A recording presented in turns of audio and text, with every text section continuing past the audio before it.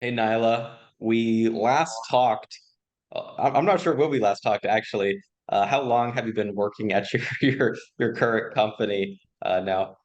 Yeah, so I started March 14th of 2022. So it's right around 10 months I've been with the company. Okay, so we last talked about 10 months ago. Mhm. And really on this call, I just want to share your experience working in this position for the past 10 months and how it changed your life. Because I know a lot of students, they see all these testimonials of people when they just land jobs, but like, what Yeah. happens afterward? Do they actually enjoy it? Are these people real? Do they get promotions? So if we just want to backtrack to when you first started at Nyla's, what your life looked like, and then how it's since progressed over the past 10 months. Yeah, for sure. So to be honest, when I started at Nyla's, I was like, I really know nothing about APIs. So, I work for a developer platform. So it's like I know nothing technical. I'm on the sales team, so I know what I need to know, but I was so worried, but I had the best training from all of my sales enablement team. All of my managers were really, really like holding my hand in the whole process, just making sure that I knew the material and also Mhm. not judging me if I'm like, I still don't know what an API is. They were really awesome. And then I have the best coworkers too. I definitely tell them a couple times that like you guys have been, you're the top notch of what I want my coworkers in the future to be like because they've helped me a lot. But yeah, so about a month in was training, and then I get paid off meetings and opportunities. So I want to say about a month after I started, I was able to book meetings and stuff like that, like when I was ramping up, which is cool because I was like, wow, like I still don't know what I'm doing, but I'm happy I'm booking meetings. And the AEs and the other BDRs that I work with were super helpful and understanding. Like, as long as you book the meeting, you're doing a good job. So it's been For really sure. good so far. And based on what you learned in course careers, do you think you had the right expectation of what to expect in this role? Yeah, for sure. So um I work in inside sales. So I talk with people who are already interested in the Nihilus platform. So it's all about I mainly qualify and connect potential customers with the right resources, whether that be a technical leader or a commercial contract leader or an AE. Hmm. But when I'm qualifying, I basically am using BANT short, and the short version. I'm using BANT. Like, hey, what's the authority? Who's the decision maker? So, are you a developer, project manager? Because those are our main personas. Then Hmm. I'm like, okay, what's the use case? Mainly, what's the use case? Are you looking for an email or scheduling functionality to enhance within your platform? And then timeline. Are you looking to do this within 2, 3 months, end of Q1, end of Q2, next year? Like, what's the timeline looking like? Because one of the 7 core values that we have at Nihilus is velocity, looking to move as fast as our prospect wants to. So those are the main questions I'm asking. And then lately I've been asking, okay, how many developers are going to be working on this project? Because it's not usually um, price that's the issue. It's developer resources. So Sure. and then, like I said, I work in inside sales, but on the other side, I also have been doing a little bit of outbounding. So, Hmm. in the course talked about cold outreach, cold emailing, cold calling.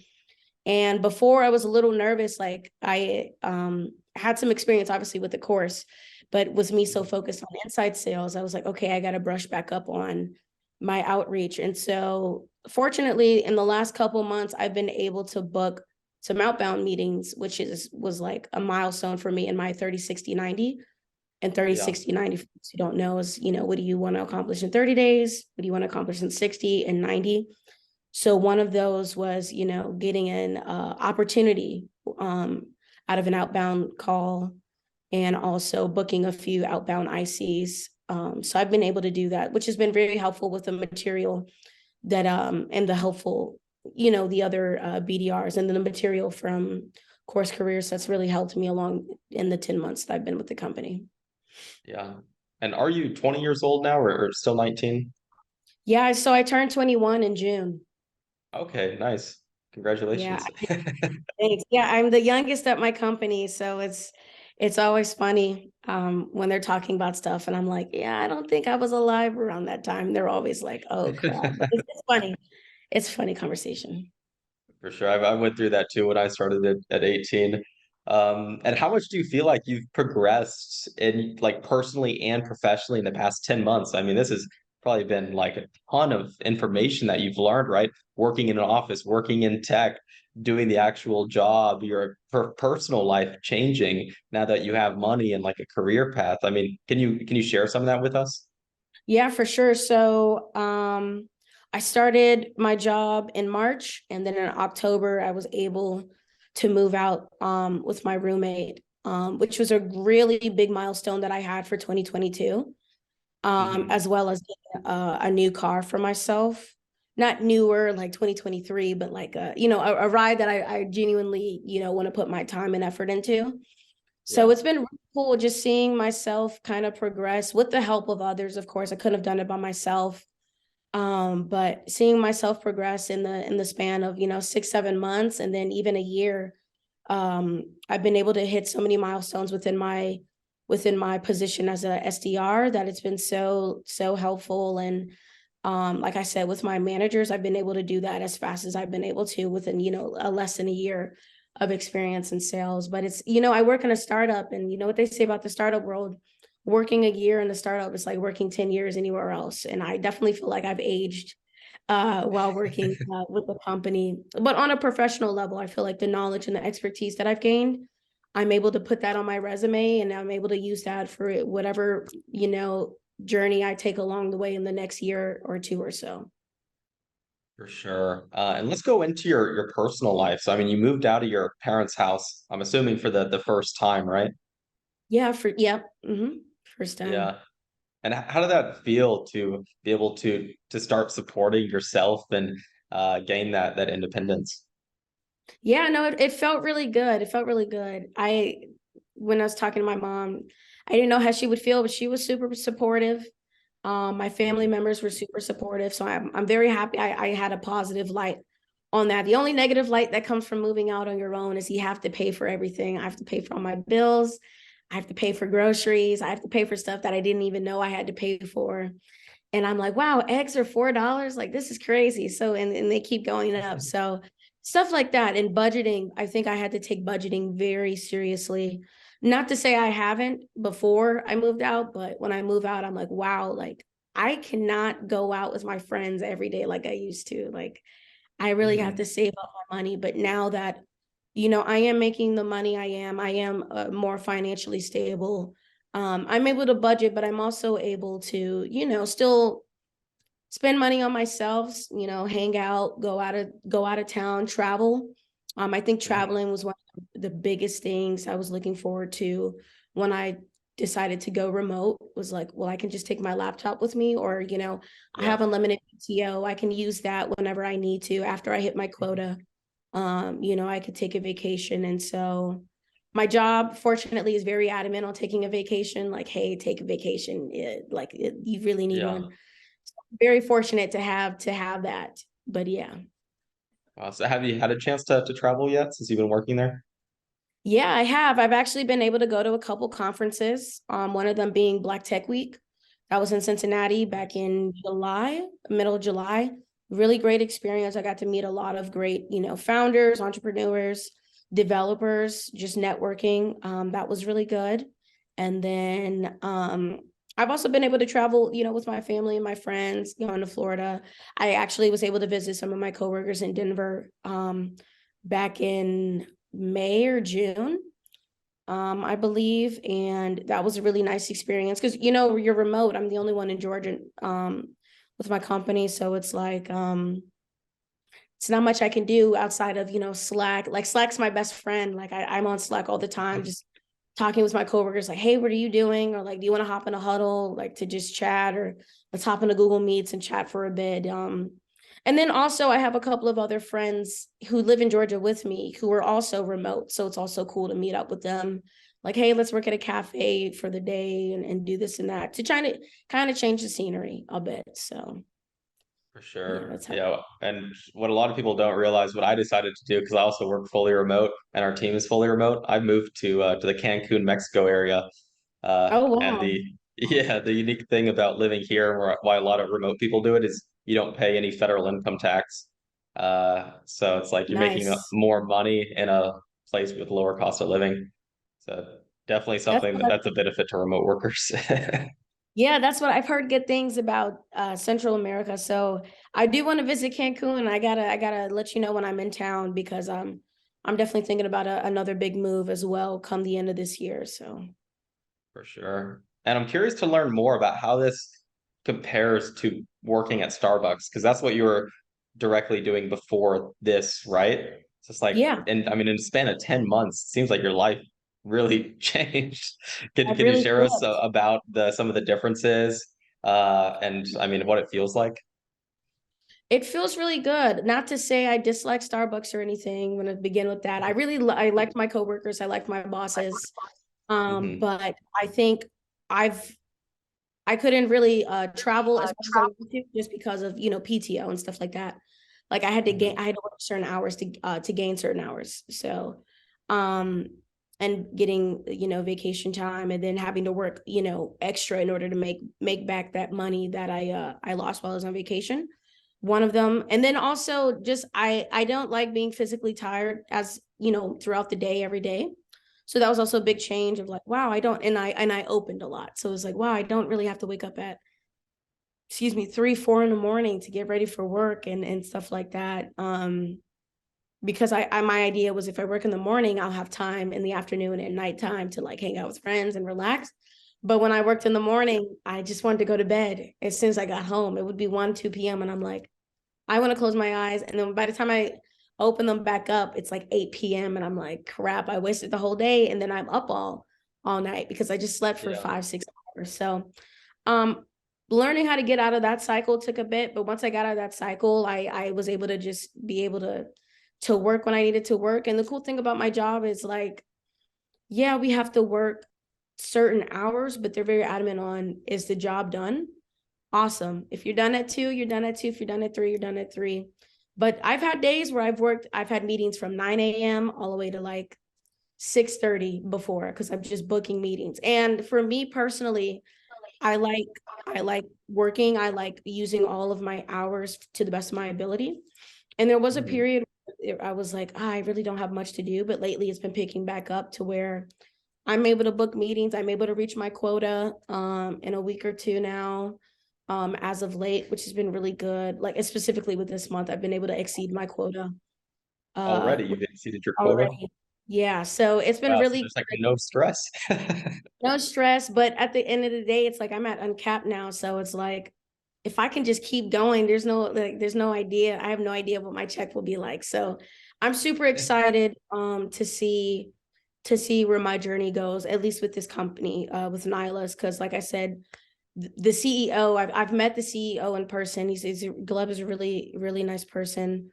And all the other C-suites and all the other execs and all the other VPs, they're really nice people to work with. So I'm excited to see where it goes. Hmm. And I mean, how does it feel now that you can actually have a career path? Because I know working at Starbucks, there isn't any like looking like I do this and then next year I can expect to double my income. But in Right. sales and tech, like you can actually double your income with one promotion in 1 year. So where do you Yeah. see yourself going over the next couple years now that you've broken into tech? Yeah. So I'll be honest. I've asked myself that same question throughout my time, at least with Nihilus, throughout my the beginning of my career. Because I'm an Mhm. SDR. So I deal with at least specifically with my role, because every company has a different definition of SDR, sales development rep. My role is inside sales. And I feel like I can really what's the word? Boost my expertise within the role, like focus on my role specifically. I've thought about other pathways of like an account executive or even a customer success management role. Mhm. But as of late, I've decided to kind of really focus on my role now that I'm uncapped, like, you know, I can just exceed my quota and see where I can get with my money. And I actually saw somewhere from another alumni for CourseCareers, or she posted on LinkedIn where she was like, you know, a lot of people think, you know, SDRs have a set goal in mind of like, I'm going to do SDR role for a year, 2 years, and then automatically move to the AE role based on my, you know, experience. But it's like, some people just really like the SDR role. Like, I really do like my role. And at first, you know how people's decisions change. There were moments where I was like, I don't know.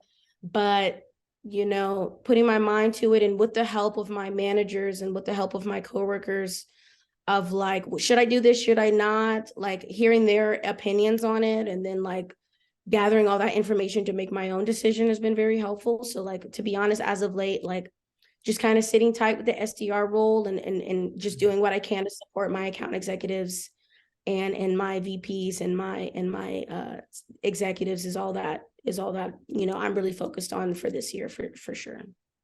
Wow. Yeah, I mean, you're meeting with so many people too, working with APIs. Yeah. I mean, that's a huge learning curve, right? So it's like just the amount you've learned in the past 10 months from breaking into tech. I mean, how does that compare to what you were learning in college when you dropped out? Yeah, I left college 2 weeks in. That was in my previous video. I was in school for audiovisual technology, but I didn't really like the prerequisites, the prereq classes, because I didn't see how that would be beneficial for, you know, the career path that I chose. And so I've always been a big fan of trades, and of specifically focusing on this the specific field that I'm applying for. So tech sales, right? I want to learn specifically tech sales. I don't think I need to learn too much about social studies and science. I need to learn Yeah. about, you know, best tactics for cold outreach, for cold emailing, cold calling, for qualifying prospects. Like, that's what I needed to learn. And the final exam like really helped a lot. Like, and I have people, believe it or not, every day in my LinkedIn messages asking me about what I thought about the CourseCareers. And I have friends even who'll DM me, and they'll be like, I saw your face on this CourseCareers website, and I'm like, wow, like, I don't know how you do it with the marketing, but everybody sees it, at least in Georgia, because everybody's asking me about it. And I'm like, I mean, it's a legit company. I mean, look at where I got in 10 months, right? So Yeah. so yeah, just, it's been different. It's a very different experience, but it's helped a lot. And I know you said you upgraded your car too. What kind of car did you end up getting? Yeah, I got a '06 Mustang GT, Oh all yeah, black. that's pretty Yeah. fun. So it's really nice. It's cheap on insurance. My payments are cheap, and I get to modify it and stuff. I have it all black. I just got my windows tinted, so now I might get some black rims. I'm not too sure. Yeah, yeah. You get some more commission checks and throw it in Yeah, the car. exactly. Yep. For sure. Well, I really appreciate you doing this, Nyla. And is there any piece of advice you'd give to someone that's not sure if tech sales is right for them and is still on the fence about enrolling? Yeah. I mean, tech, to be honest, for me, when I thought of tech, I thought, okay, you had to be an engineer, you have to have some type of college background, you have to have some type of technical background. I came from a very customer support heavy background. I knew how to take care of people, I knew how to do this and that. Wherever you're working, whether that be in the hospitality space, finance space, whatever, you can still apply it to a tech career. And so if you're Mhm. kind of on the fence about signing up specifically for CourseCareers or any type of technical sales educational platform, look at the testimonials. I even after I finished, I looked at some of the testimonials, and I saw people who were doing way better than I did starting out. And I'm just like, wow, like, if I had saw those type of numbers when I started out, I would have signed up a lot sooner too. So it's like, I always tell people, do your research. Don't just listen to me. Don't just listen to one person. Do your Mhm. research. Look at the material. Look at videos. Look at testimonials. Make that decision for your own. Don't do it off of one person. But I definitely do think it's worth it. It's definitely changed my life in more ways than it hasn't. And yeah, it can definitely do the same for you. Yeah, well, thanks again, Nyla. I appreciate you sharing this update with us. Of course. Thanks, Troy.